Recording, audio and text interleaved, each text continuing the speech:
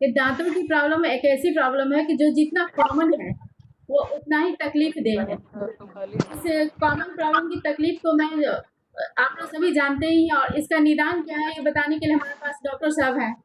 तो जब एक्सपर्ट बैठे हो तो इस विषय में मुझे ज़्यादा नहीं बोलना चाहिए।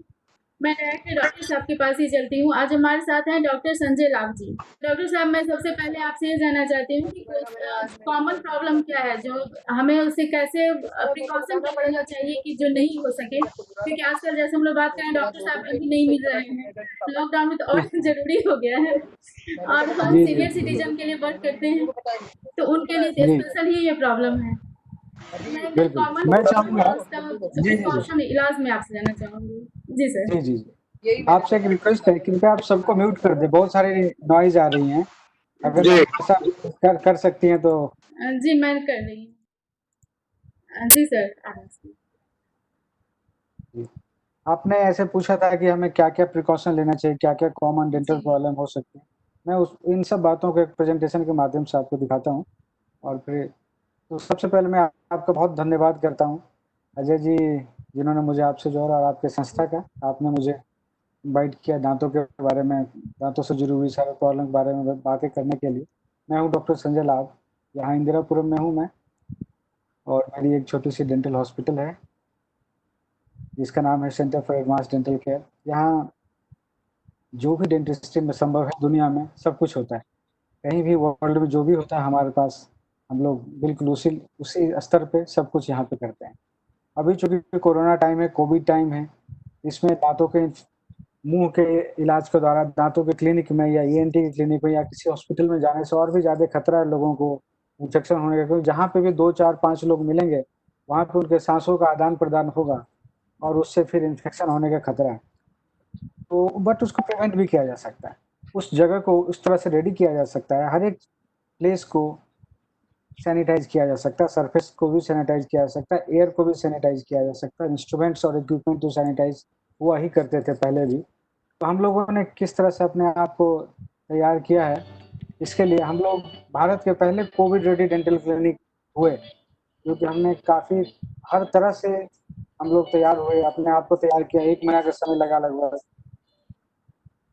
और हम लोगों ने पूरे कोविड में भी अपना डेंटल ट्रीटमेंट जारी रखा।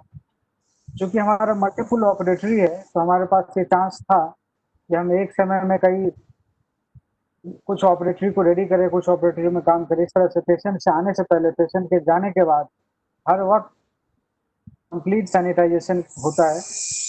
ये हवा का सैनिटाइज़ेशन हो रहा है, जिसको फ्यूमिगेशन कहते हैं, वो सरफेस का हो रहा था। और उसके बाद इस तरह से हम लोगों ने, जब पेशेंट भी हमारे पास आता है, तो उसको भी हम पहले पूरा सैनिटाइज़ करते हैं। Mouth wash, face mask, head cap, everything. Surgery में भी हम लोगों ने लेज़र का इस्तेमाल शुरू किया। पेशेंट को भी पूरा कवर रहता है, डॉक्टर भी पूरा कवर रहता है, और हर जगह डॉक्टर पेशेंट के बीच में इस तरह का बैरियर लगा हुआ है, शील्ड लगा हुआ है। सोशल डिस्टेंसिंग मेंटेन हो सके, इसके लिए वो काफ़ी बड़ा रिसेप्शन एरिया है। वेस्ट का प्रॉपर डिस्पोजल हो सके, उसका सिस्टम हम लोगों ने किया, और इस तरह से हम लोगों ने अपने आप को पूरा तैयार किया। और इस परिस्थिति में भी हम लोग लोगों की सेवा कर रहे हैं, जो भी संभव है, जिस प्रकार की भी डेंटल इमरजेंसी है उसका हम तो ये समाधान तैयारी कर देख रहे के हैं। तो लग रहा है कि हम लोग डॉक्टर के पास बिना डर के जा सकते हैं अगर प्रॉब्लम हो। बिल्कुल, बिल्कुल। पेन किलर जी, की जी, जरूरत नहीं बिल्कुल। है ज्यादा। बिल्कुल, बिल्कुल नहीं, बिना डर के बिल्कुल इन्फेक्शन मुक्त रहेंगे आप, इसकी पूरी गारंटी। जी सर। तो उस लेकिन इन्फेक्शन हो ही नहीं, इसके बारे में आप थोड़ा हमें बताइए। लेकिन पहले कि क्या जी, कॉमन क्या प्रॉब्लम है, जैसे कि दांतों का इरोजन या टूथ एक होता है दर्द। हम तो डॉक्टर के पास जनरली तभी जाते हैं या तो दांत का दर्द हो या कोई बहुत बड़ी जी, जी, प्रॉब्लम हो। तो मैं आपसे पहले जी, कि जी, कॉमन प्रॉब्लम क्या है और फिर उससे बचाव जी, क्या हो, अगर हो ही जाए तो इलाज क्या हो, मैं ये जानना चाहूंगी। तो जी। पहले प्रॉब्लम बताएं कि क्या क्या कॉमन प्रॉब्लम है। सबसे कॉमन प्रॉब्लम जो है दाँतों का सड़न, जिसको कहते हैं कीड़ा लगना, कैविटी हो जाना जो आप कहते हैं। दाँत में काला-काला धब्बा हो जाता है, फिर गड्ढा हो जाता है, वो मोस्ट कॉमन है। केरीज हम लोग जिसको कहते हैं, डेंटल केरीज। हमारे टर्म में डेंटल केरीज कहते हैं, आप कैविटी कहते हैं, दाँतों की सड़न कह सकते हैं, कीड़ा लगना कह सकते हैं। और दूसरा जो कॉमन प्रॉब्लम है वो है मसूड़ों का प्रॉब्लम। ये 2 मोस्ट कॉमन प्रॉब्लम है, दाँतों की सड़न एवं मसूड़ों से खून आना अथवा दुर्गंध आना अथवा पस आना कभी-कभी जब बहुत सीवियर हो जाता है, ये 2 प्रॉब्लम और दोनों बिल्कुल आप रोक सकते हैं। ये 100% प्रिवेंटेबल है। आप चाहें तो पूरी ज़िंदगी मेरी माँ जो कि अब लगभग शायद 80 साल की होंगी, ज़िंदगी में आज तक नहीं डेंटिस्ट के पास गईं। बेटा डेंटिस्ट है, बेटे के पास भी नहीं आई, किसी के पास भी नहीं आई, ज़रूरत ही नहीं पड़ा। क्योंकि वो अ, इस तरह से केयर करती थी। केयर में क्या करना है, बहुत सिंपल केयर है कि आप जब भी खाना खाएँ, मेरी बात को ध्यान से सुनिए। हम सब उठते हैं कभी सुबह किसी वक़्त ब्रश कर लिया, उससे नहीं होता। खाना खाने के बाद खाना दाँत में फँसता है और उसे अगर आपने साफ़ नहीं किया ना, तो आप उसके पहले कितने भी अच्छी तरह से ब्रशिंग किया आपने या 2, 4, 5 घंटे बाद रात में कितने भी अच्छी तरह से ब्रशिंग करेंगे, कुछ नहीं होगा। तो खाना खाने के बाद दाँतों की सफाई ज़रूर करें, सबसे इम्पोर्टेंट। खाना खाने के बाद लोग आजकल इस तरह से मुँह को साफ कर लेते हैं। उसी वो सबसे बड़ा कारण है दाँतों में सड़न होने का। अगर खाद्य पदार्थ मुँह में रुका हुआ रहेगा, ऐसा नहीं कि सॉलिड पार्टिकल, लिक्विड पार्टिकल, आपने दूध पिया, दूध का एक लेयर भी आपके दाँत के ऊपर में अगर रुका हुआ, आपने कोई सूप लिया, आपने कोई जूस लिया, आपने कुछ भी लिया, जूस का जो लेयर अगर दाँत के ऊपर में रुका हुआ, खास करके मीठी लेयर, शुगर वाले चीज़ प्रोडक्ट जो भी हैं, वो उसमें बैक्टीरिया ट्रैप होता है और बैक्टीरिया को भी वो शुगर उसको एक सबस्ट्रेट के तौर पे उसको भी खाद्य पदार्थ के तौर पे मिलता है जिसमें वो ग्रो करता है और ग्रो करके वो एक एसिड बनाता है और वो एसिड दाँत को गलाता है। यही एक नॉर्मल प्रक्रिया है। आप इसको बिल्कुल रोक सकते हैं। एक बैक्टीरिया को कम से कम 12 घंटे लगता है एसिड प्रोड्यूस करने में। आप उस 12 घंटे की साइकिल को अगर तोड़ दें, मतलब 12-12 घंटे में अगर कम से कम ब्रश करें, तो आप अपने आप को कैविटी मुक्त रख सकते हैं। और को कैविटी होने से लेकर के दाँत में दर्द होने तक कम से कम 4 साल का समय लगता है, 4 इयर्स। 1 दिन, 2 दिन, 10-15 पेशेंट आते हैं बोलते हैं कि सर पहली बार आज ही पेन हुआ, पहले कुछ नहीं हुआ। उसको आज से 4 साल पहले कैविटी शुरू हुई, जिसका उसने कभी ध्यान नहीं दिया। तो उसको कैसे रोका जा सकता है? आप 6-6 महीने पे डेंटिस्ट से दिखाते रहिए सिंपल अगर चाहें या आपके घर में मिरर है, आईना में अपने दाँत को देखिए। जब भी आप ब्रश करते हैं, अपने दाँतों को देखिए कहीं काला, पीला, ब्राउन कोई स्टेन तो नहीं दिख रहा है। अगर वो स्टेन दिख रहा है तो वो स्टेन क्या है ये आपको समझ में नहीं आएगा। तो आप डॉक्टर के पास जाकर के उसको चेक करवाएँ।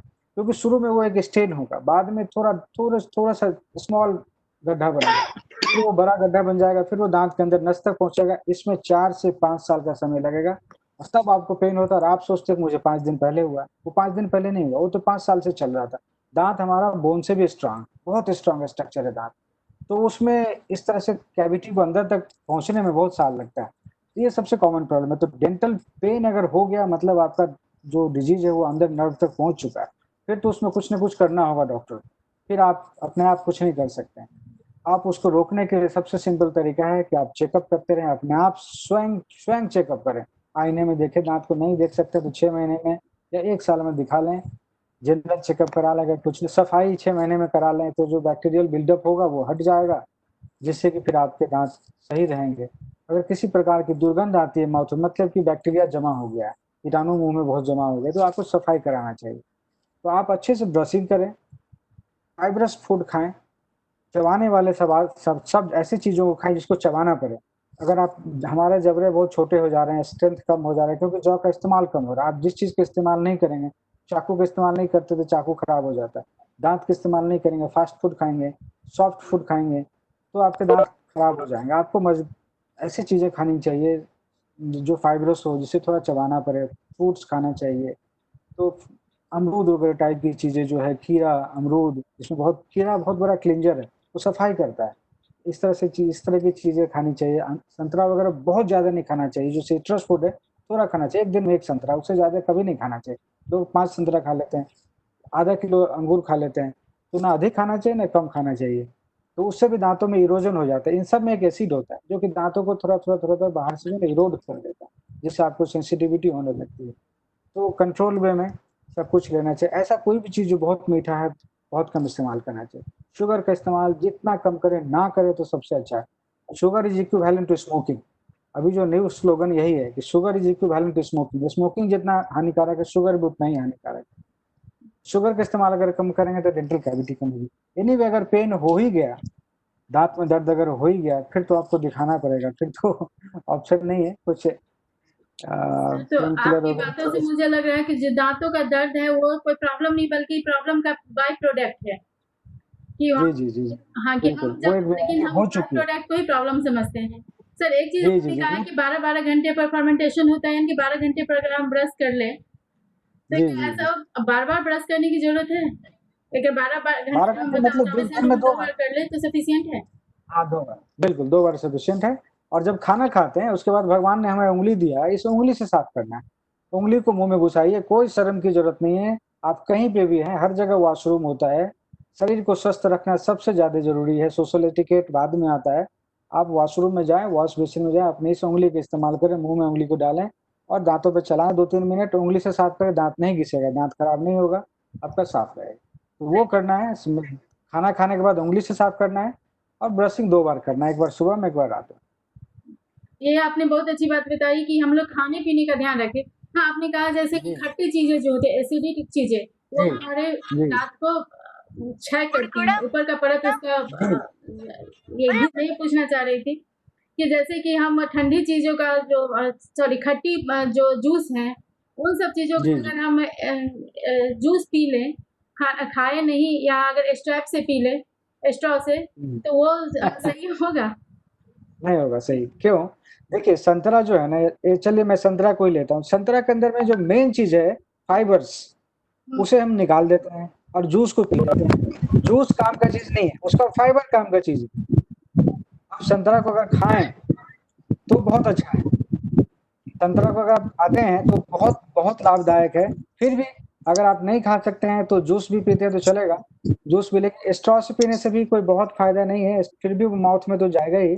लेकिन उसकी एक लिमिट है, क्वांटिटी का अगर कुछ भी मना नहीं है, सब ले सकते हैं, एक लिमिटेड क्वांटिटी में, रिपीटेड ना लें, क्योंकि एक लोगों को आदत हो जाती है, कोल्ड ड्रिंक पीने की आदत है तो दिन में 10 बार कोल्ड ड्रिंक पिएँगे आप, उसमें अगेन कोला है, तो वो भी दाँत को, बाहरी परत को वो भी गलाता है।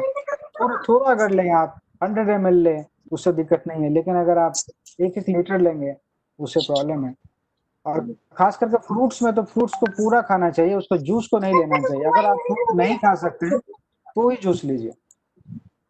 ज और ये देखिए, ये कैविटी है, ये जो आपको मैं फ़ोटो दिखा रहा हूँ ना, इस लेवल पे अगर आप दिखाते हैं तो आप बच सकते हैं दर्द से। इस जब ऐसे ब्लैक हुआ या ब्राउन हुआ, इसको साफ करके इसको फिलिंग कर दी जाएगी, आप बच सकते हैं। लेकिन अगर पेन हो गया मतलब वो तो अंदर पहुँच चुका है। अब इस तरह का अगर हो चुका है, और इससे पहले बहुत कम लोग आते हैं। जो सर्वे है देश में 1% से लेकर 2% लोग सिर्फ़ इस लेवल पे आता है।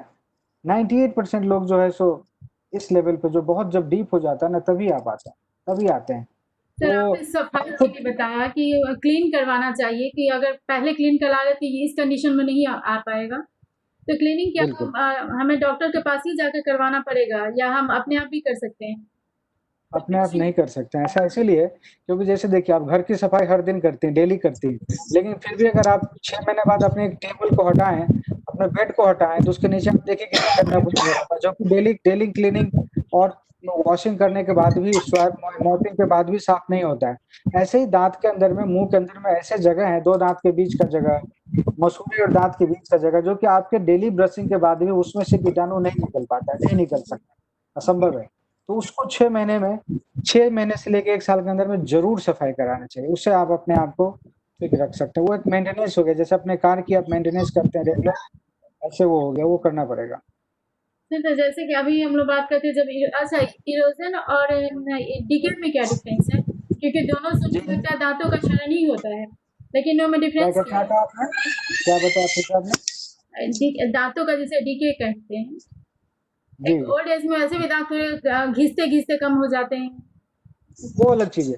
ओल्ड एज में जो दाँतों का घिसना और दाँतों का डीके होना, दोनों बिल्कुल अलग चीज़। घिसना इज़ क्या वियरिंग ऑफ, वो डीके नहीं हुआ। घिसना वो आपके यूज़ के साथ चलते-चलते एक दाँत दूसरे दाँत पे चलता है, उससे वो घिसता है। घिसने से बहुत ज़्यादा दिक्कत नहीं है। ओल्ड एज के साथ जो भगवान ने उसका उपाय किया हुआ है कि ओल्ड एज होते-होते जो घिसता है, उससे बहुत दिक्कत नहीं, थोड़ी बहुत सेंसिटिविटी होगी, लेकिन उससे वो डिज़ीज़ नहीं है। बट डीके जो है, सरद जो है, वो एक डिज़ीज़ है, वो एक बैक्टीरियल डिज़ीज़ है, कीटाणुओं की वजह से होता है। तो वो डीके अगर हुआ तो उसमें अगर सिर्फ़ घिसता है, तो उसको बहुत कुछ करने की ज़रूरत नहीं है। अगर जब तक उनको एक्सट्रीम सेंसिटिविटी नहीं होती है और सिर्फ़ घिस रहा है, तो उन्हें कुछ करने की ज़रूरत नहीं। सर सेंसिटिविटी अगर एक तो हो गया हम डॉक्टर के पास 2 ही कंडीशन में जाते हैं, एक तो हमें पेन होता है या जी, सेंसिटिविटी बहुत ज़्यादा बढ़ जाए। तो जी, जी, जी। सेंसिटिविटी के लिए जनरली हम नहीं जाते हैं, जो चीज़ ठंडी गर्म चीज़ हमें प्रॉब्लम करती है उसको हम अवॉइड करते हैं। तो तो सर उसके लिए कुछ प्रिकॉशन लिया जा सकता है? सेंसिटिविटी क्यों होती है ये समझना पड़ेगा सबसे पहले। सेंसिटिविटी मतलब कि सेंसेशन, तो दांत के अंदर में नर्व होता है, ठीक है। जो नर्व्स है ना दांत के बहुत अंदर में होता है। अभी मैं आपको दांत का फोटो दिखाता हूँ, ये देखिए ये दांत का फोटो है, ठीक है। ये दांत के बिल्कुल अंदर ही, इसमें 4 पिक्चर है दांत का। पहला पिक्चर देखिए, उसमें अंदर में नर्व दिख रहा है, ठीक है। नर्व तो बिल्कुल अंदर में है, तो जब तक कोई चैनल, कोई रास्ता नहीं बना वहां ठंडा या गर्म को पहुंचने का, तब तक सेंसिटिविटी नहीं हो, ठीक है। तो जिस दिन आपको सेंसिटिविटी शुरू हुई, इसका मतलब ये है कि या तो दांत में कोई क्रैक हुआ, या दांत में कोई कैविटी हुई, या आपका जो मसूड़ा है, गम्स है, जो कि दांत को कवर कर रहा था, वो मसूड़ा नीचे आ गया और रूट एक्सपोज हो गया। इन्हीं वजहों से सेंसिटिविटी हो सकती है। ये सभी तो सेंसिटिविटी एक अर्ली प्रॉब्लम का साइन है। तो सेंसिटिविटी होने पे जरूर दिखाना चाहिए, कि उसी वक्त आप प्रिवेंट कर सकते हैं अपने आप को। जब सेंसिटिविटी हो रही है तो उस वक्त दिखा करके आप कारण का पता लगा सकते हैं और उसको, बीमारी को उसी जगह पे रोक सकते हैं। अदरवाइज बीमारी फिर आगे बढ़ जाएगी। सेंसिटिविटी से वो पेन में चला जाएगा, 1 साल बाद पेन होने लगेगा। तो सेंसिटिविटी वाले लेवल पे आप बीमारी को बीच में रोक सकते हैं। इसीलिए वो एक अच्छा साइन है कि सेंसिटिविटी हो रहा है, उस वक्त में दिखाना चाहिए। एक चीज़ देखा जाता है कि हम लोग में एक जनरली टेंडेंसी होती है, जब प्रॉब्लम होता है तभी डॉक्टर के पास जाते हैं, तभी उनका इंस्ट्रक्शन मानते हैं। प्रॉब्लम कब जी, हो जी, गया हम ही थोड़ा लापरवाही कर देते हैं। दाँतों के जी, मामले में भी ये होता है, जैसे कि अगर पेन होता है तो हम जाते हैं, फिर डॉक्टर फ़ील कर देते हैं या उसका सफाई कर देते हैं, फिर हम छोड़ देते जी। हैं उनको। कई हाँ, बार तो हाँ। होता है कि जैसे कैप निकल गया, कैप लगवा लिया या नहीं लगवा पाए, कैप निकल गया, तो वो हुँ। उसके लिए एक मतलब उसका क्या नेगेटिव इफ़ेक्ट हो सकता है? अगर ऐसे कंडीशन में उसको अनट्रीटेड छोड़ दिया जाए या हाफ ट्रीटमेंट करके छोड़ दिया बिल्कुल, जाए। बिल्कुल। दाँत आपके शरीर का ही हिस्सा, पार्ट है, ठीक है ना? और सब कुछ, सब कनेक्टेड है। नर्व से, वेसल से, सब एक-दूसरे से कनेक्टेड है। दाँत का इन्फेक्शन आपके हार्ट में जा सकता है। दाँत का, मुँह का इन्फेक्शन, दाँत तो मुँह के अंदर है। इसमें जो कीटाणु है, बिल्डअप इतना भरा हुआ, वो कीटाणु आपके पेट में भी जा सकता है, आपके लंग में जा सकता है, लिवर में, किडनी में, हर जगह इन्फेक्ट करता है। डायबिटीज़ हो सकता है इसकी वजह से। डायबिटीज़ में माउथ का इन्फेक्शन बढ़ता है, माउथ के इन्फेक्शन में डायबिटीज़ अनकंट्रोल हो जाता है। तो ये तो शरीर का ही पार्ट है। अगर आप इसको अनट्रीटेड छोड़ते हैं, तो बॉडी को उस बैक्टीरिया से लड़ने के लिए एक्स्ट्रा काम करना पड़ता है। आपके आपके जो इम्यून सिस्टम है, उसको एक्स्ट्रा काम डेली करना पड़ रहा है। तो वो जो एक्स्ट्रा काम वो कहीं और करता है, आपके लिवर को मजबूत रखता है, आपके किडनी को मजबूत रखता है, वो उसकी एनर्जी है इधर दाँत को ठीक करने में लग जा रही है, जिससे आपका शरीर का ओवरऑल हेल्थ खराब होता है। इसको बिल्कुल नहीं छोड़ना चाहिए, क्योंकि ये दाँत सिर्फ दाँत का इन्फेक्शन नहीं है, ये आपके बॉडी का इन्फेक्शन है। इससे, और हार्ट में तो बहुत कॉमनली जाता है, तुरंत जाता है, सबसे ज़्यादा हार्ट में जाता है दाँत का इन्फेक्शन। हार्ट में, लंग में बहुत ही ज़्यादा जाता है, हर जगह जा सकता है, लिवर, किडनी में भी जा सकता है और जाता ही है, जॉइंट्स में जाता है, तो कहीं भी जा सकता है दाँत का इन्फेक्शन। इसीलिए दाँत में इन्फेक्शन ना होने दिया जाए। आप अच्छे से सफाई करें, फाइब्रस फूड खाएँ, खाना खाएँ, 6 महीने में सफाई कराते रहिए, तो आप बहुत कुछ से बच सकते हैं। क्योंकि जो डिज़ीज़ हो जाने के बाद ट्रीटमेंट का बर्डन बहुत ज़्यादा है और प्रिवेंशन का बर्डन उतना ज़्यादा नहीं है। तो प्रिवेंशन ऑलवेज़ हमेशा बेटर है। है कि जब हम एक बार प्रॉब्लम हो जाती है तो फिर ज़्यादा मुश्किल हो जाता है। हमारी जी, लापरवाही से या किसी भी रीज़न से। अच्छा सर, मैं एक बात और जानना चाह रही थी कि जैसे कि मैंने सुना है कि बॉडी में सबसे ज़्यादा जो डेंजरस पार्ट है या सबसे ज़्यादा जहाँ बैक्टीरिया के लिए कह सकते हैं कि अनुकूल पार्ट है, वो हमारा माउथ है। तो इसीलिए जब जी। हम डेंटल हेल्थ की बात करते हैं तो ओरल हेल्थ, ओरल हाइजीन भी इसमें इंक्लूड होता है। तो ओरल सर हाइजीन में सिर्फ ब्रशिंग है बस। अगर आप अच्छे से ब्रश कर लिया ना आपने, जी, सिर्फ ब्रशिंग, बिना पेस्ट के भी, पेस्ट भी सेकेंडरी, माउथ वॉश भी सेकेंडरी। अच्छे से अगर आपने 2 बार सभी सरफेस को, दाँत के जितने सरफेस हैं, ये हमारे हाथ में दाँत है, इसके जितने सरफेस है, ये सरफेस, अंदर का सरफेस, ये सरफेस, हर एक सरफेस, अगर आपने 3 मिनट का समय दे करके दाँत के हर एक सरफेस को क्लीन कर लिया ना, तो बिल्कुल ठीक रहेगा, कुछ नहीं होगा।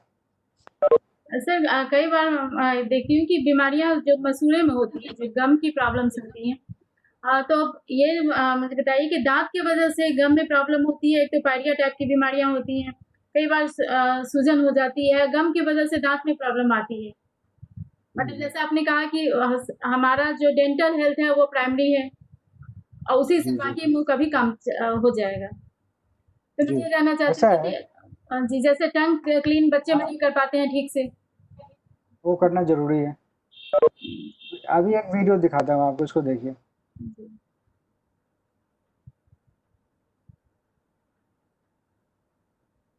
तो देखिए इसमें उस बैक्टीरिया के बारे में ही बात बता रहा हूँ कि In Latin, caries means rotten or आवा foulness. वीडियो की आवाज़ आ Caries रही है is a क्या? tooth disease जी आ caused रही by है। bacteria. आ रही है? Our bodies are occupied by numerous bacteria.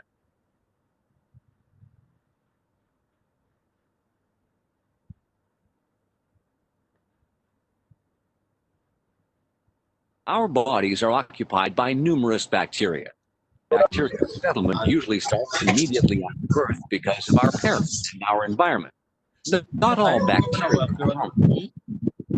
For example, the bacteria flora in our intestinal tract is crucial for our survival. This is called symbiotic bacteria. Other bacteria simply settle in niches. These are called commensal bacteria. We do not benefit from them directly.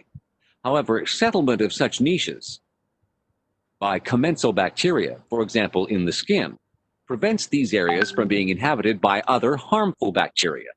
Sometimes bacteria and hosts struggle in a fight for dominance. Doctors call such germs opportunists.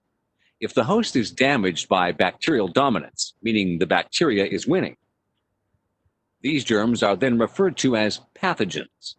We have a number of bacteria in our mouths. Some live in essential niches and prevent other aggressive germs from ever settling, while other bacteria simply live alongside us. This means that we have both symbiotic and commensal bacteria in our mouths. However, the bacteria flora can change instantly due to changes in life circumstances. Commensal bacteria can suddenly turn into pathogenic germs.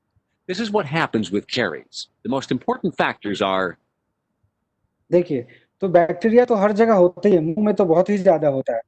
कुछ bacteria normal condition में जब हमारी immunity अच्छी है, तब वो अच्छी रहती है। जब हमारी इम्यूनिटी कम हो जाती है, तो वही बैक्टीरिया हानिकारक हो जाता है। तथा कुछ बैक्टीरिया ऐसे होते हैं, जो कि दूसरे बैक्टीरिया जो आते हैं, उसको मारते रहते हैं, उसको हटाते रहते हैं। उसका भी एक बैलेंस बना हुआ होता है। तो वो बैलेंस भी अगर गड़बड़ हुआ, तो भी प्रॉब्लम होती है। तो कुछ बैक्टीरिया ऐसे होते हैं, जो कि दाँत को खराब करता है, कुछ बैक्टीरिया ऐसे होते हैं, जो गम को खराब करता है, मतलब जो गम को अफ़ेक्ट करता है, जो गम डिजीज़ करता है। तो कौन-सा बैक्टीरिया किस वक़्त हावी है, उसके आधार पे बीमारी डेवलप होगी। ऐसे बैक्टीरिया जो कि दाँत को खराब कर सकता है, वो अगर हावी है, तो दाँत में इन्फेक्शन होगा। ऐसा बैक्टीरिया जो कि गम को हार्म कर सकता है, वो अगर हावी है, तो गम में इन्फेक्शन होगा। दाँत का इन्फेक्शन अगर प्रोग्रेस करता है, तो गम में जा सकता है। गम का इन्फेक्शन यूजुअली टूथ में नहीं आता है, बोन का इन्फेक्शन आ सकता है। तो गम का केयर अलग है, गम सफाई ही है, दोनों का केयर एक ही है। दाँत का भी केयर वही है, गम का भी केयर वही है। अगर अच्छे से सफाई करें, गम को मसाज करते रहें, उँगली जो मैंने कहा उँगली से सफाई, उससे क्या होता है कि गम का एक्सरसाइज हो जाता है। जैसे हम एक्सरसाइज करते हैं तो हमारी मांसपेशी मजबूत हो जाती है। ऐसे अगर आप उँगली चला देते हैं अपने दाँतों पे, मसूड़ों पे, तो मसूड़े का ब्लड सप्लाई सर्कुलेशन बढ़ता है और मसूड़ा आपका बेटर रहता है। तो मसूड़े सफाई अगर आप 6 महीने में सफाई कराते रहते हो, तो दाँत और मसूड़ा दोनों ही प्रोटेक्टेड रहेगा। सर अभी हम ट्रीटमेंट की तरफ जाएँगे, लेकिन अभी मैं थोड़ा-सा बचाव की हम बात कर रहे हैं, तो इस बारे में एक चीज़ और मैं पूछना चाह रही थी कि जैसे कहते हैं कि दाँत कैल्शियम का बना होता है, बॉडी में कैल्शियम की जी। कमी से भी दाँत में प्रॉब्लम आती है। क्या ये सच है? नहीं, ये पार्शियली सच है। ये या मैं कहूँ तो गलत ही है। वजह क्या है जी। कि दाँत में जितना कैल्शियम आना है ना, वो जन्म होते के साथ दाँत के निकलते-निकलते तक ही आ सकता है। उसके बाद आप कैल्शियम के अंदर में घुस जाएँ, कैल्शियम को पी लें, कैल्शियम में ही रहें ज़िंदगी भर, तो भी कोई फ़र्क नहीं पड़ता। दाँत में कैल्शियम नहीं जाने वाला। जितना भी टूथपेस्ट कहा जाता है कि दाँतों के कैल्शियम को बचाता है या दाँतों में कैल्शियम जाएगा, नहीं जा सकता है।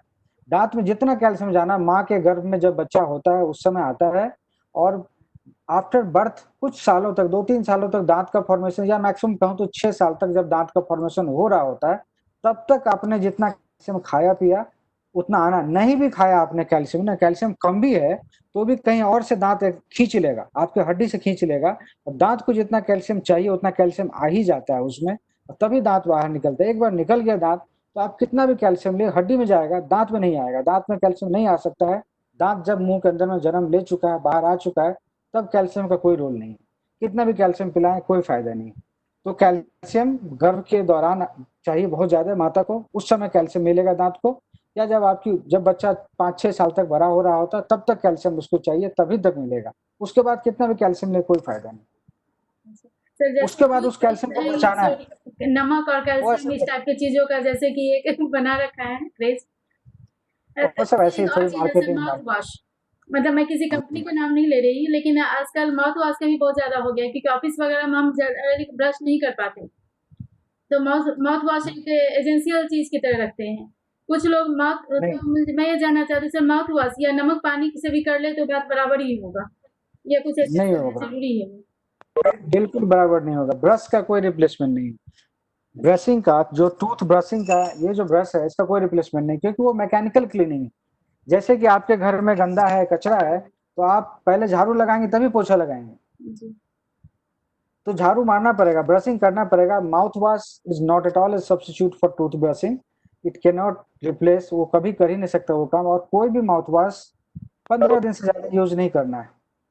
आप करेंगे तो फिर आपके बैक्टीरियल बैलेंस को खराब करेगा, जो नेचुरल बैलेंस है उसको वो तोड़ेगा, फिर उससे प्रॉब्लम होगी। वो जब डिजीज है, जब प्रॉब्लम है, जब डॉक्टर ने एडवाइस किया तो ही यूज करना, थोड़े समय तक के लिए यूज करना।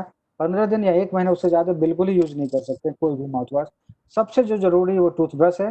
पेस्ट भी ना यूज करें तो कोई फर्क नहीं पड़ता, ऑल्दो पेस्ट यूज करना चाहिए, बट टूथ ब्रशिंग का कोई रिप्लेसमेंट नहीं, क्योंकि चाहे वो मैं भी कई दातुन लोगों हो को जानती हूँ कि या जब से सेंसिटिविटी वगैरह है, तो जो लिक्विड होता है अलग अलग फॉर्म में आते हैं सेंसिटिव के लिए भी, माउथ वॉश भी, उसका भी यूज रेगुलर करते हैं। नहीं, नहीं करना चाहिए, रेगुलर नहीं करना चाहिए, रेगुलर नहीं कर सकते हैं, वो गलत है। जैसे आपको सर दर्द हो रहा है, आप डेली दवाई खा रही हैं, सर दर्द का वजह तो ठीक करना पड़ेगा ना। सर दर्द के लिए पेन किलर डेली खाना तो अच्छी बात नहीं है। अब सेंसिटिविटी हो रही है तो डिसेंसिटाइजर माउथ वॉश वो डेली यूज कर रहे हैं, तो वो तो बिल्कुल ठीक नहीं है।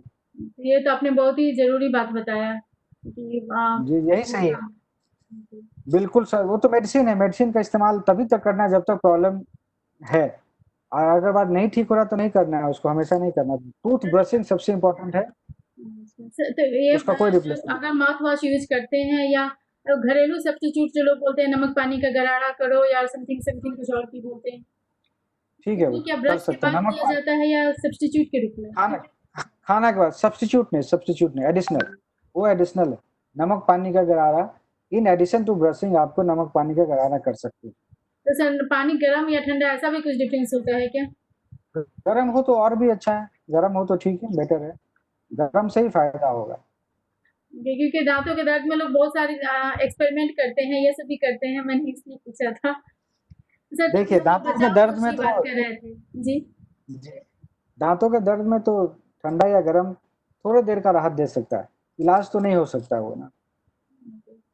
तो सर, अब हम लोग अगर प्रॉब्लम हो ही जाए, अब गलती हो गई या जो भी जी जी रीजन है, प्रॉब्लम हो ही जाए, तो फिर जी उसके जी लिए क्या, तब क्या किया जाए? अगर पेन शुरू हो जाए, सेंसिटिविटी हो जाए, उसके लिए क्या सेंसिटिविटी तो ट्रीटमेंट है? डॉक्टर, सेंसिटिविटी के पास डॉक्टर जाएंगे के पास जब आप जाएंगे तो उन्हें देखना पड़ेगा कि सेंसिटिविटी की वजह क्या है। कहीं न कहीं से आइदर नर्व का एक्सपोजर है या रूट का एक्सपोजर है। तो इनिशियल स्टेज में सेंसिटिव लेवल फीलिंग वगैरह से ठीक हो जाएगा। सेंसिटिविटी जो है ना, किसी तरह जहाँ पे भी इरोजन, जहाँ पे भी दांत का स्ट्रक्चर घिस गया है, एनामेल घिस गया है, डेंटिन एक्सपोज हो गया है, तो वो उस घिसे हुए एनामेल को रिप्लेस कर देंगे फीलिंग के द्वारा, तो वो ठीक हो जाएगा। ठीक है, लेकिन अगर दर्द हो चुका है, इसका मतलब इन्फेक्शन अंदर गया है, तो फिर उसमें रूट कैनाल ट्रीटमेंट करना पड़ेगा।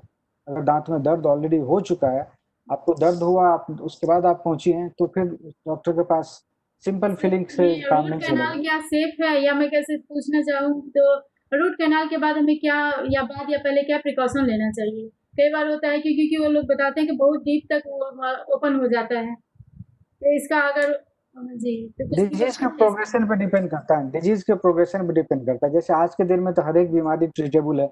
हार्ट भी कितना भी ब्लॉकेज हो जाता है, ट्रीट हो जाता है, लेकिन अगर वो 200% ब्लॉकेज हो चुका है, तो उसको जो ठीक किया जाएगा तो हो सकता है फिर से ब्लॉकेज हो। इसी तरह से दांत में कितना डैमेज है, अब वो कहाँ तक पहुंचा है अंदर, उस पर डिपेंड करता है। दांत का कोई स्ट्रक्चर बचा ही नहीं तो फिर आरसीटी करके उसमें कोई फायदा नहीं, फिर तो उसको निकालना पड़ेगा।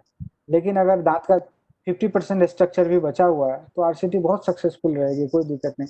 तो सब डिपेंड करता है कि आप कितना जल्दी पहुंचते हैं डॉक्टर के पास। आप कई सालों बाद पहुंचते हैं तो करने को बहुत कुछ नहीं रहता है। अगर आप थोड़ा सा पहली बार दर्द हुआ, आप पहुंच गए, तो आपका दांत, वही उस दांत में अगर आरसीटी हो तो 15-20 साल चलेगा।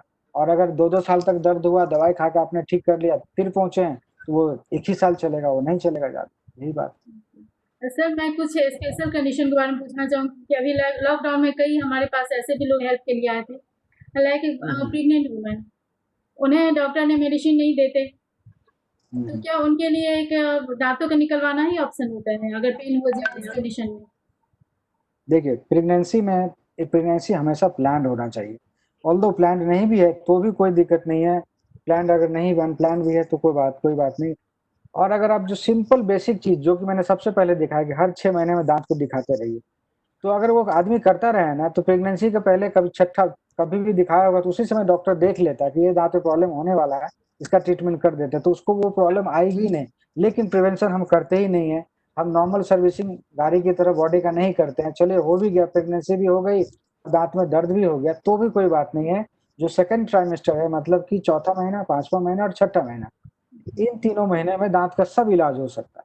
आरसीटी भी हो सकती है, दाँत को निकाला भी जा सकता है, लेकिन उसके लिए स्पेशलाइज़्ड डॉक्टर होने चाहिए, स्पेशलाइज़्ड सेंटर होना चाहिए। सेकंड ट्राइमेस्टर में सब कुछ किया जा सकता है, कोई प्रॉब्लम नहीं है। फर्स्ट ट्राइमेस्टर में हम लोग अवॉइड करते हैं, थर्ड ट्राइमेस्टर जो तीसरा लास्ट का ट्राइमेस्टर है उसमें भी अवॉइड करते हैं। सेकंड ट्राइमेस्टर बहुत सेफ है, पेशेंट को प्रॉपर एग्जामिन करके सब कुछ। अगर मान लिया जाए वो पेशेंट चौथे महीने में एक्सीडेंट हो गया तो उसका क्या पैर टूट गया तो पैर को नहीं जोड़ा जाएगा, सर्जरी नहीं की जाएगी? की जाएगी। उसका दांत, उसका हड्डी टूट गया, कुछ हो गया तो सब कुछ तो होता ही है ना। दांत का इलाज भी वैसे ही हो सकता है, बिल्कुल हो सकता है। गलत धारणा है, क्योंकि डेंटल क्लिनिक छोटे होते हैं, डॉक्टर छोटा होता है तो वो अपने क्लिनिक में नहीं कर सकते, तो वो बोलता है कि नहीं हो सकता। आपको बड़े सेंटर में जाना पड़ेगा, कहीं भी हो सकता, कभी हो सकता। और दवाइयाँ दी जा सकती है। अगर किसी को स्किन इन्फेक्शन हो गया, किसी को टाइफाइड हो गया, प्रेगनेंसी है, पेट खराब नहीं होता है, होता है पेट खराब, टाइफाइड भी हो जाता है, कुछ मलेरिया भी हो जाता है, तो क्या मलेरिया की दवाई नहीं देते हैं? बिल्कुल देते हैं, सब दे सकते हैं। उसके लिए बहुत सारी दवाइयाँ हैं, 80% दवाइयाँ हैं जो कि हम दे सकते हैं। वो डॉक्टर समझता है, वो देख करके किसके साथ क्या दिया जा सकता है उसके साथ देना चाहिए।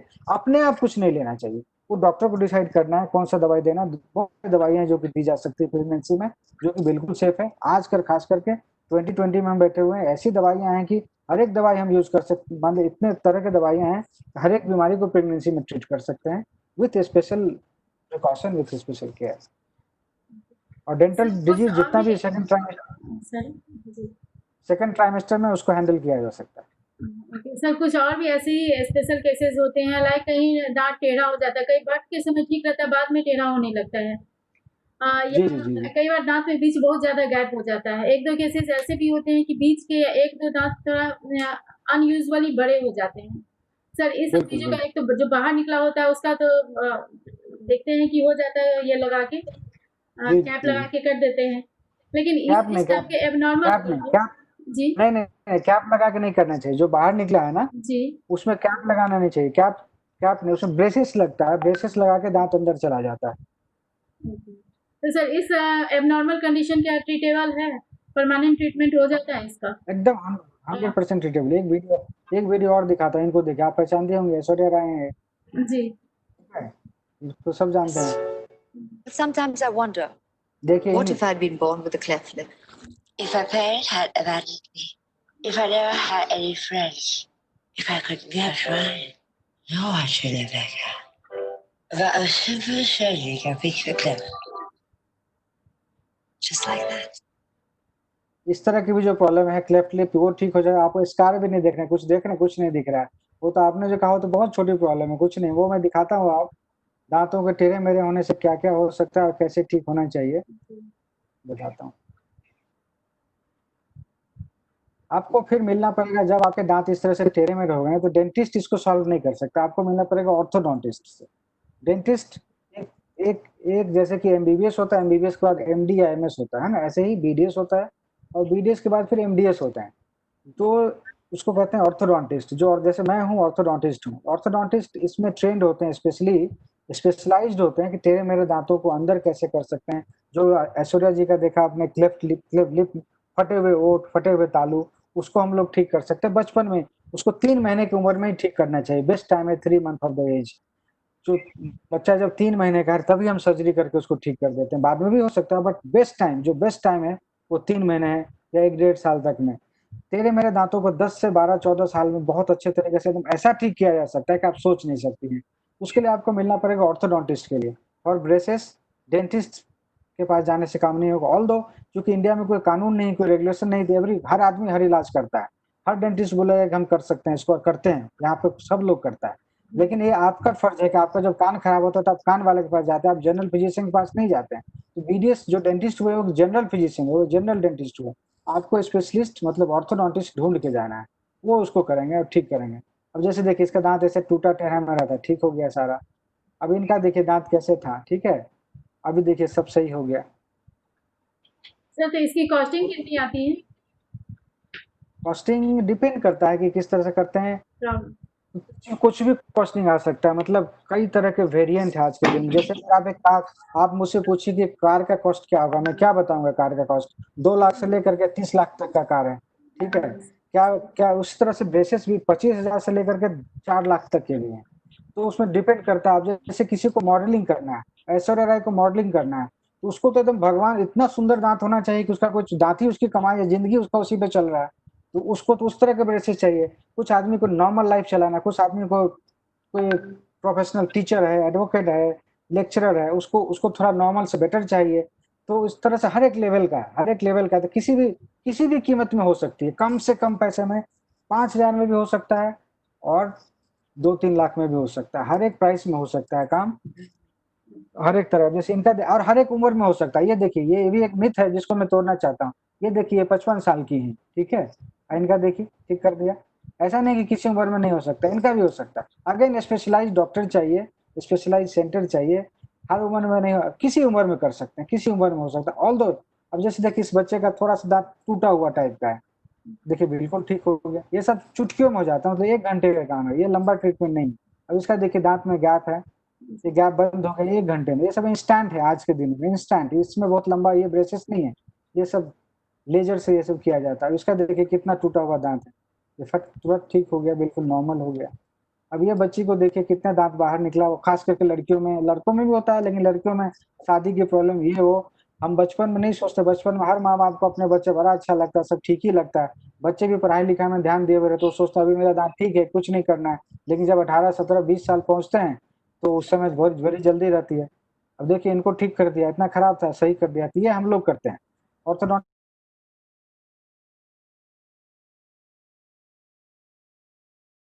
का काम है। और कुछ भी किया जा सकता है, आप जो सोच नहीं सकती हैं वो किया जा सकता है। आदमी का चेहरा बदल सकते हैं एकदम, कुछ भी हो सकता है। सर मतलब मतलब अभी जो आपकी बातें थी कि हमें एज ए पेशेंट या के रूप में क्या हमें प्रिकॉशन रखना चाहिए था।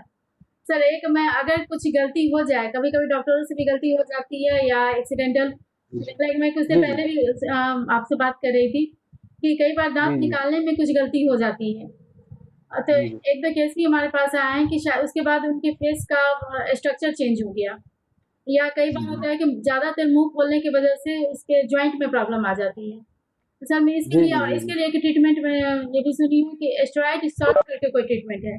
सर मैं इसके बारे में थोड़ा नहीं जानना नहीं, चाहती हूँ। देखिए जॉइंट के लिए ना, जॉइंट जो है मैं समझ गया। जॉ जॉइंट में जिसको किसी भी प्रॉब्लम को, जैसे चोट लगने की वजह से या दंत कोई दांत दांत का किसी प्रकार का इलाज किया, उसके बाद से जॉइंट में प्रॉब्लम हो गई, जी। तो उसका इलाज क्या होना चाहिए। उसके लिए सबसे पहले अगेन फिर से वही कहूंगा कि डेंटल में भी 10 तरह के स्पेशलिस्ट है। डेंटल में भी एक स्पेशलिस्ट जो कि जॉ जॉइंट का स्पेशलिस्ट होता है, ठीक है।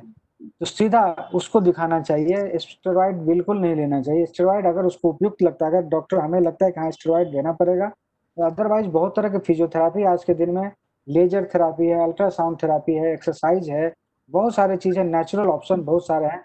पहले उसको एक्सरसाइज करना चाहिए, ठीक है। वो सबसे मीन्स अगर नहीं क्यूरेबल है होता है ये? तो हाँ क्यूरेबल है, हर चीज क्यूरेबल है। क्यों क्यूरेबल है, बिल्कुल क्यूरेबल है। जो भी हर एक जॉइंट में कोई ना कोई प्रॉब्लम एज के साथ भी हो जाती है। हो सकता है वो एज रिलेटेड चेंज हो, घुटने में हो जाता है, अंगूठे में हो जाता है, कंधे में हो जाता है। ऐसे इसमें ये भी एक जॉइंट है, जैसे बाकी जॉइंट है वैसे ये जॉइंट है।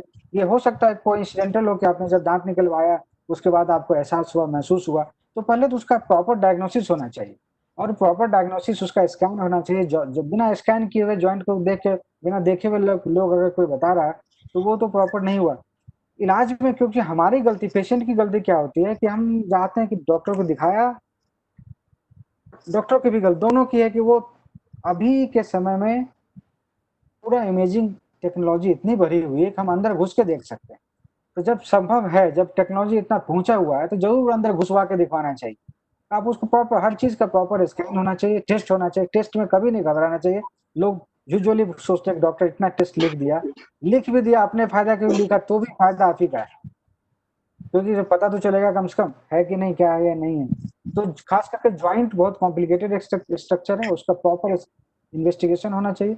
एकदम ठीक है, ठीक हो जाएगा। स्टेरॉइड बिल्कुल नहीं लेना चाहिए। जब तक मैं इतने 25 साल से मैं प्रैक्टिस कर रहा हूँ, मैंने 10 पेशेंट को भी स्टेरॉइड नहीं दिया ज्वाइंट में, सबको ऐसे ही ठीक किया, ऐसे ही बहुत ठीक हो जाता है।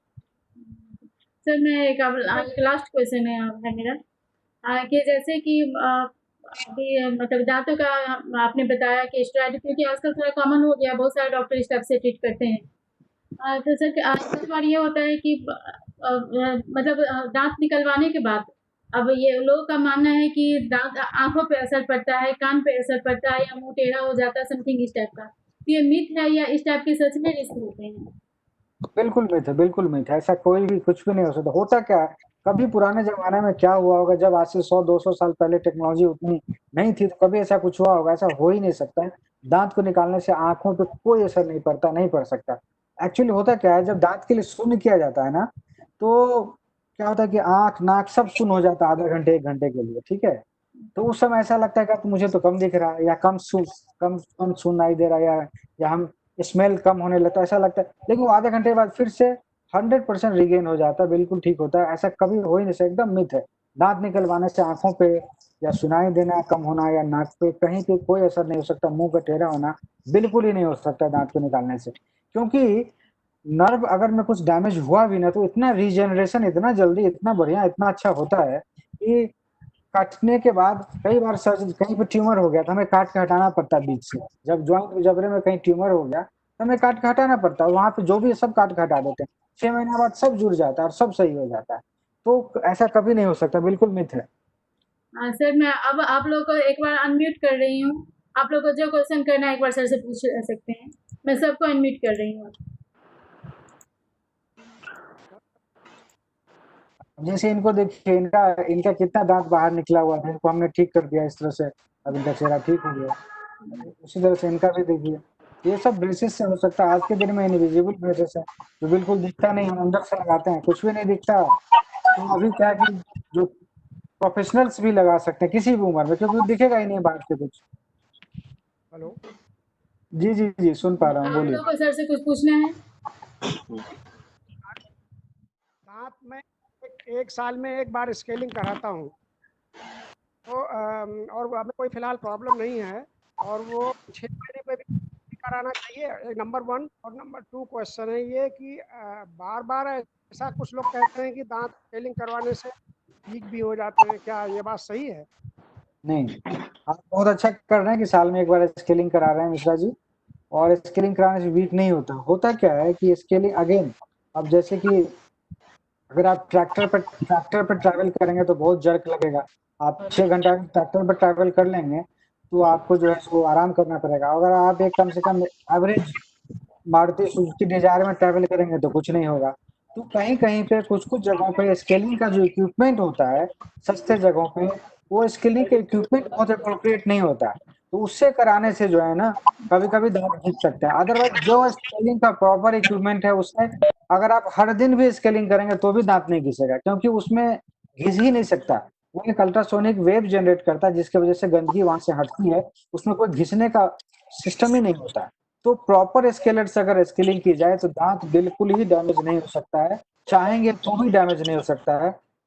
इसीलिए बिल्कुल एकदम सेफ है, बिल्कुल करते रहना चाहिए। अगर ऐसा कुछ हो रहा है तो आप उस जगह को बदल दीजिए, वहां मत कराइए, कहीं और जाके कराइए।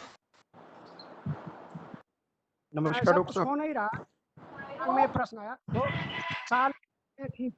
बिल्कुल ठीक है, साल में एक बार भी चलेगा। 6 महीने में आइडियली कराना चाहिए, रिकमेंडेड तो 6 महीने में, लेकिन आप कम से कम साल में भी कराते हैं तो चलेगा, कोई दिक्कत नहीं। डॉक्टर साहब नमस्कार। नमस्कार नमस्कार। सर काफ़ी अच्छी इन्फॉर्मेशन मिली आपसे जानकर, एक बेसिक जानकारी हासिल हुई, उसके लिए बहुत बहुत धन्यवाद। आपका भी और धन्यवाद। अभी तक जो दिमाग में ये था कि प्लास्टिक सर्जरी से आदमी का चेहरा बदला जा सकता है, लेकिन आपने आज एक नई पिक्चर दिखाकर कि दांतों की भी पूरी सर्जरी करके बिल्कुल ही चेहरे में परिवर्तन लाया जा सकता है। ये बिल्कुल बिल्कुल। एक बड़ा ही अच्छा अनुभव हुआ इससे। सर मैं एक जी बात पूछना चाहता था, जैसे एक नॉर्मली दिमाग में रहता है कि ठंडा और गर्म नहीं खाना चाहिए जिससे एक दूसरे के ऊपर लगता है, तो जी जी नॉर्मली हमारे को अगर कभी कोई ऐसा जैसे शादी ब्याह में या फंक्शंस के अंदर नॉर्मली ऐसा होता है कि ठंडा भी और गर्म भी साथ साथ ही चलता है, तो उसमें कितनी देर का गैप रखें जिससे ये सेफ्टी रह सके हमारे दांतों में? बिल्कुल, बहुत अच्छा प्रश्न पूछा आपने। क्या होता है कि एक्सट्रीम कोल्ड और एक्सट्रीम हॉट नहीं यूज़ करना चाहिए, कभी भी नहीं करना चाहिए। अब एकदम बहुत गरम खाया तो दाँतों में एक एक्सपेंशन आ जाता है, और फिर उसके बाद बहुत ठंडा ले लिया, तो फिर उसमें कॉन्ट्रैक्शन हो जाता है। तो उसमें अगर कम से कम आप आधे घंटे का गैप कम से कम दे सकें तो बेहतर रहेगा। और अदरवाइज़ भी एक्सट्रीम हॉट और एक्सट्रीम कोल्ड को अवॉइड करना चाहिए। आइसक्रीम एकदम चिल्ड आइसक्रीम ले लिया, चिल्ड कुछ भी ले लिया, वो भी ठीक नहीं है, और बहुत हॉट ले लिया वो भी ठीक नहीं है, दोनों ही ठीक नहीं। नॉर्मल टेम्परेचर जिसको हम टॉलरेट कर सकते हैं, उसी का इस्तेमाल करना चाहिए। और अगर आपको चाहिए गैप तो आधे घंटे का गैप कम से कम दे तो बेहतर। सर एक और आपने बात कही थी जैसे कि जो ब्रश है उसका कोई अल्टरनेट नहीं है, लेकिन जैसे जी पुराने लोग या हम लोग तो सब वो फिंगर से जो टूथ वो करते हैं पेस्ट, तो क्या वो हाँ, सक्सेसफुल है या नहीं है? ब्रश के जगह आप दातुन कर सकते हैं, चलेगा। लेकिन दातुन से ब्रश थोड़ा बेटर है, क्योंकि ब्रश में कहीं भी पहुंच सकता है, ठीक है। लेकिन फिंगर से भी करना है in addition to brushing. Brushing तो करना ही पड़ेगा, ब्रशिंग करना ही है।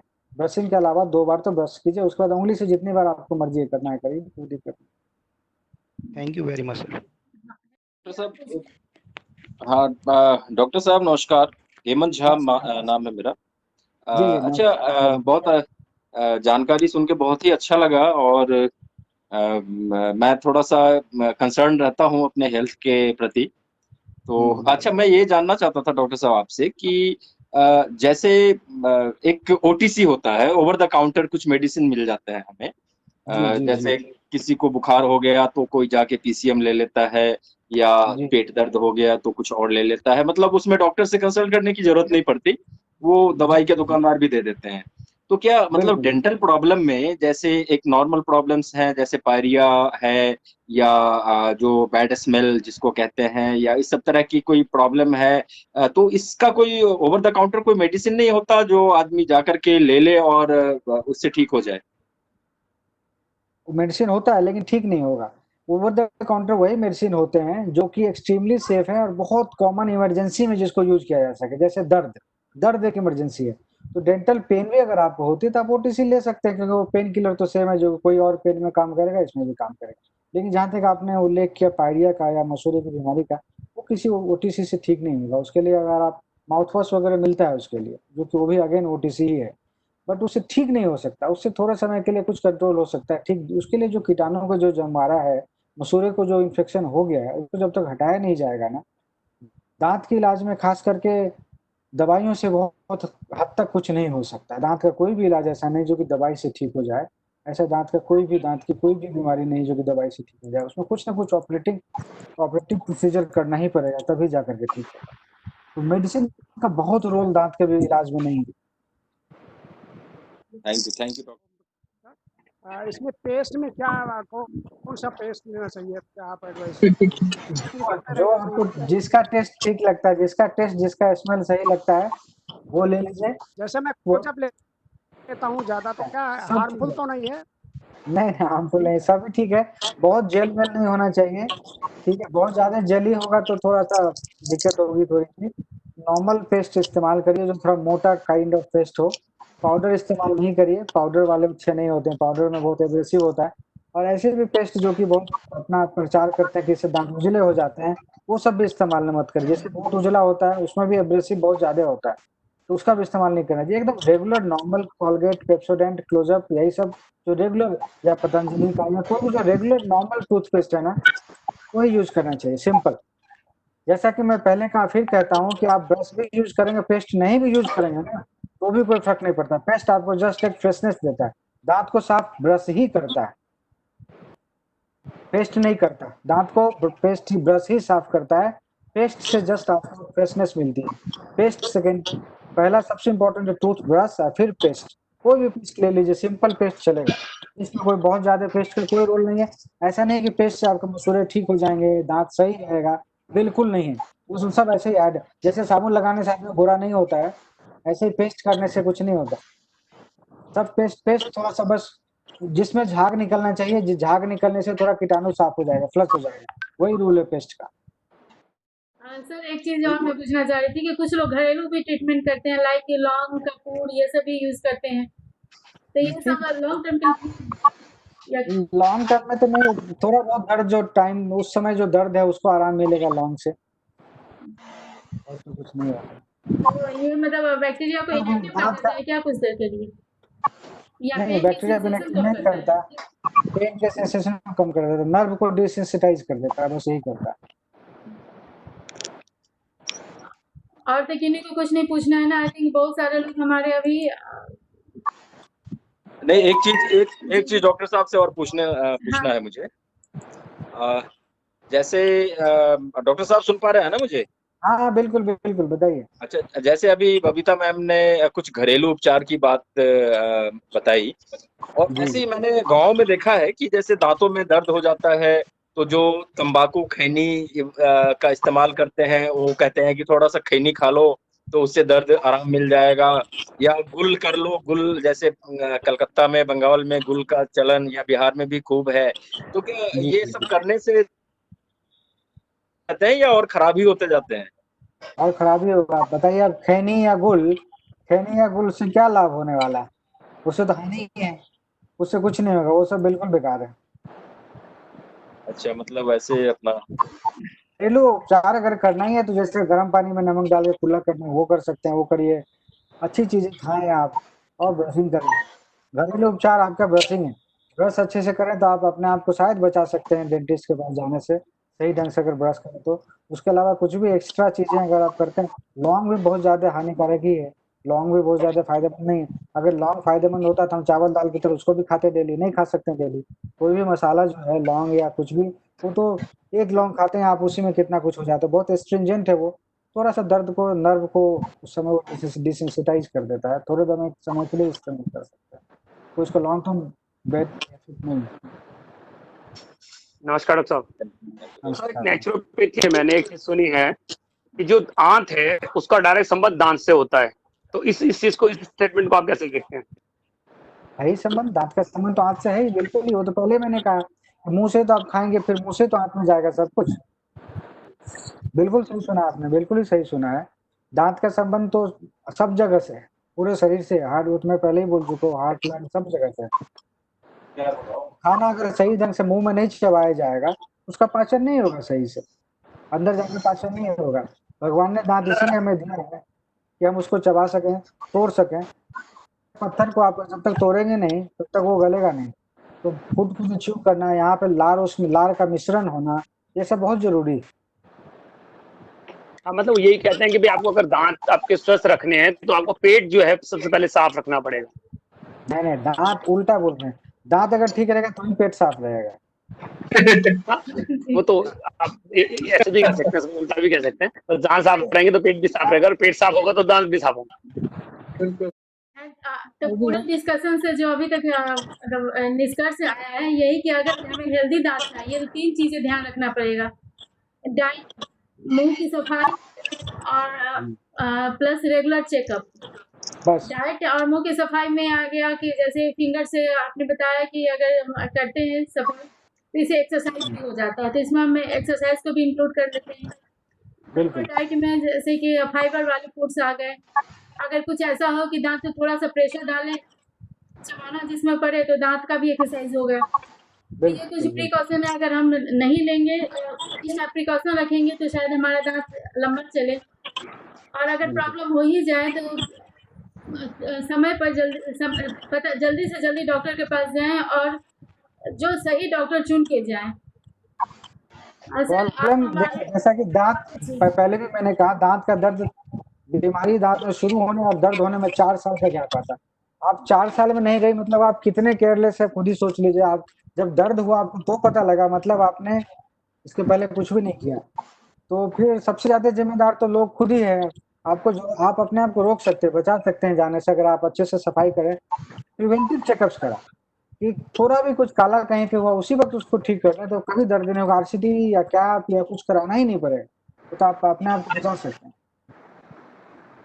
चलिए, तो हम सब इसको याद रखेंगे, इसको प्रैक्टिस में लाएंगे और सबके हेल्दी दांत के शुभकामनाएं।